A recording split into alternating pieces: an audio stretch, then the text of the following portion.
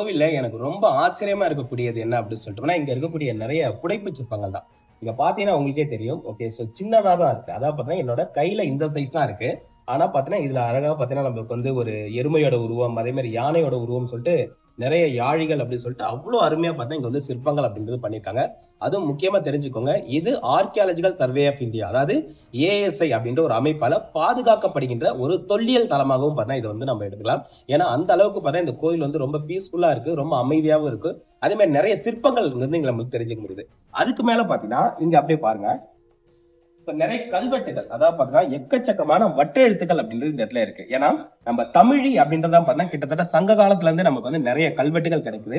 ஆனா அந்த தமிழிக்கு அப்புறம் பார்த்தீங்கன்னா இந்த சோழர்களோட காலத்துல நம்மளுக்கு என்ன ஆகுது அப்படின்னு சொல்லிட்டு அந்த தமிழ் எழுத்து பார்த்தீங்கன்னா அடுத்த பரிணாம வளர்ச்சியான அந்த வட்ட எழுத்தா நம்மளுக்கு வந்து மாறுது.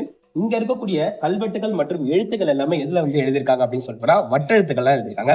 அப்ப வட்டெழுத்துக்கள் அப்படின்னாலே நம்மளுக்கு நல்லாவே தெரியும். சோழர்களோட காலம் தான் பார்த்தா வட்டெழுத்து.